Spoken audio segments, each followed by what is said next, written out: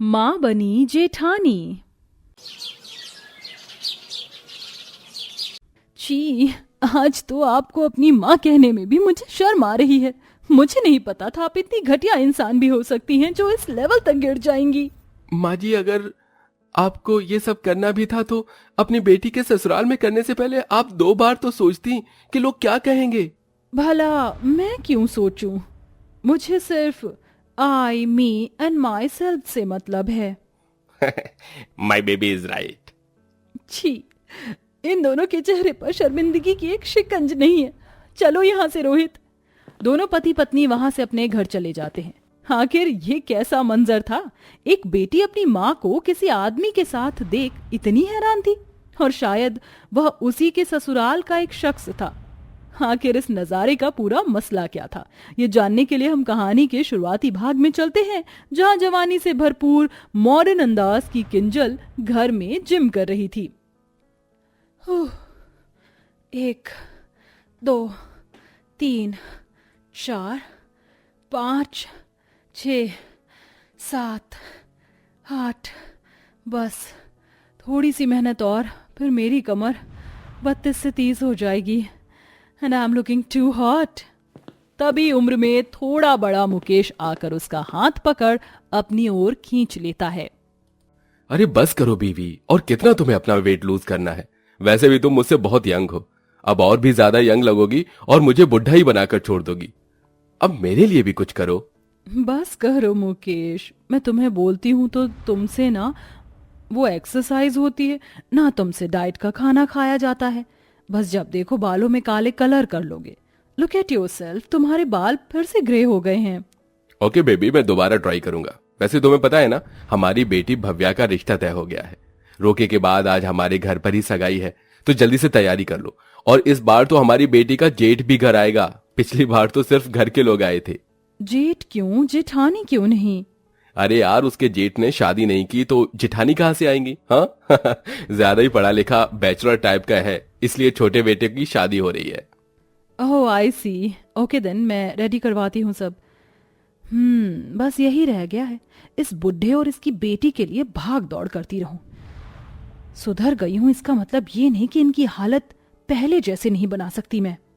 ये कहते ही वो घर में होने वाली सगाई की डेकोरेशन और खाना पीना बनवा लेती है। दरअसल किंजल मुकेश की दूसरी पत्नी है, जो कि काफी जवान है, इसीलिए वह अपने बुढ़े पति और सौतेली बेटी को कुछ खास पसंद नहीं करती।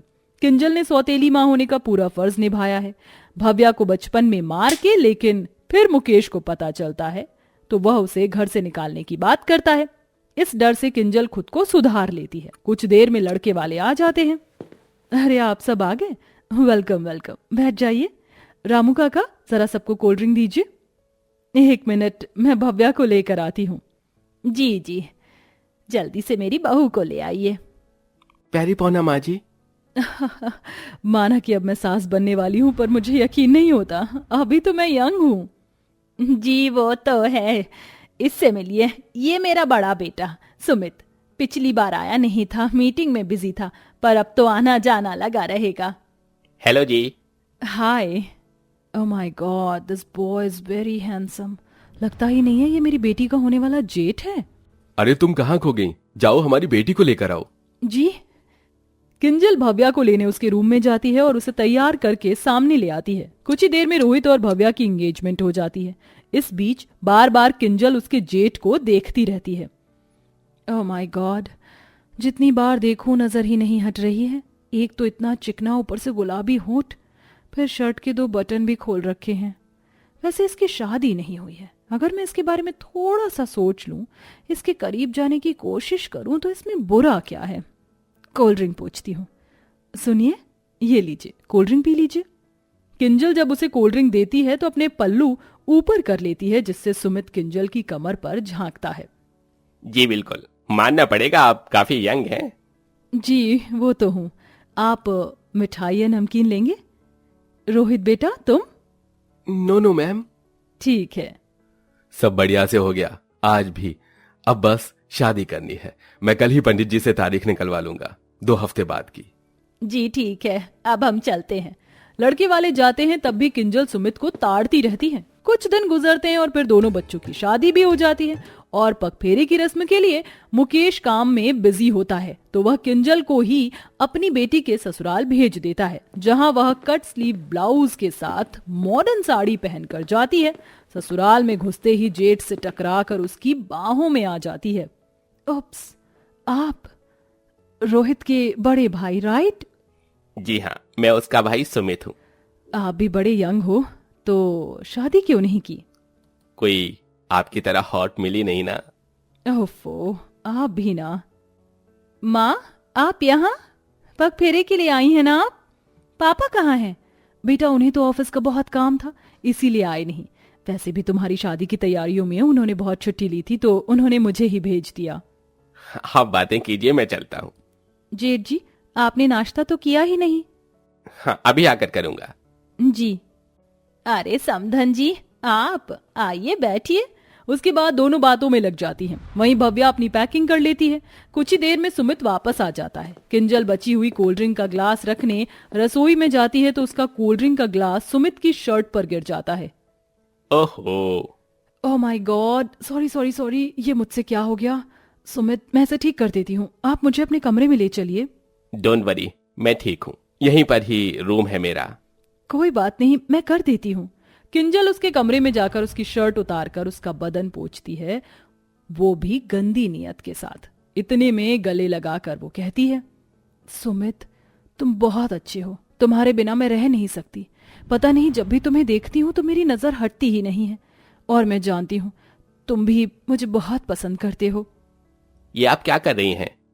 ये आपकी बेटी का ससुराल है, मैं उसका जेठ हूँ। तो क्या हुआ, अगर उसकी माँ उसकी जेठानी बन जाए तो? वैसे भी मैं सौतेली माँ हूँ उसकी। ओह, फिर तो चक्कर चलाने में कोई हर्ज नहीं है, क्यों? आई नो कि तुम भी मुझे पसंद करते हो। तभी भव्या आ जाती है। माँ, आप यहाँ पर? माँ, जेठ जी के पास क्या कर रही हैं? मैं कब से आपको ढूंढ रही हूँ, चलिए ना घर चलते हैं, अब मुझसे वेट नहीं हो रहा। अब ऐसे ही तुम्हें ढूंढते ढूंढते इस कमरे में आ गई थी। चलो चलते हैं। फिर किंजल अपनी बेटी भव्या को घर ले जाती है तो बस अब उसे सुमित के साथ बाहर मिलने का मौका मिल जाता है। तो कभी बहाने से उसे वो घर पर बुला लिया करती थी। दोनों की नजदीकियां काफी हद तक आगे बढ़ जाती हैं। 4 दिन बाद रोहित और भव्या क्वालिटी टाइम स्पेंड करने रोजी रिजॉर्ट जाते हैं, जहां किंजल और सुमित भी एक दूसरे के साथ कुछ टाइम बिताने आए थे। Oh darling, you are so handsome. वैसे ये पॉसिबल है कि मैं शादी करके वहां आ जाऊं? बेबी, मुझे कोई आपत्ति नहीं है, पर तुम्हारा बुढ़ा पति और बेटी क्या कहेंगे? मैं तो छोड़ दूंगी उनको, पक चुकी हूँ। दोनों पूल साइड पर होते हैं कि एक दूसरे के गले लगते हुए भव्या और रोहित देख लेते हैं। ये मैं क्या देख रही हूँ अपनी आंखों से? रोहित, वो तुम्हारा भाई है ना, मेरी सौतेली मॉम के साथ? अरे हाँ, पर ये दोनों इस तरह यहाँ पर। चलो चलकर बात करते हैं। थोड़ी पास जाकर भव्या ताली बजाती है। वाह माँ वाह, मेरे पापा को धोखा देकर तुम मेरे जेठ के साथ यहाँ क्या कर रही हो? इस रिजॉर्ट में आपको शर्म नहीं आती जरा सी भी, ऐसी गिरी हुई हरकत करते हुए? तुम यहाँ कैसे? और भैया, आप भी अपने से बड़ी उम्र की औरत के साथ, जो कि मेरी पत्नी की माँ है, उनके साथ इस तरह हो? आपकी भी शर्म हया चली गई है क्या? हाँ, चली गई। तेरी सास हो गई है, लेकिन मेरे लिए तो मेरी गर्लफ्रेंड है। देखो कितनी हॉट है। वो तो हूँ, वैसे भी भव्या, तुम्हारे पापा मुझसे मैच नहीं खाते। मैं उस बुढ़े इंसान के साथ बोर हो चुकी हूँ। तभी गुस्से में भव्या किंजल का हाथ पकड़ सुमित से अलग करती है। खबरदार, जो आपने मेरे पापा के बारे में कुछ भी कहा तो।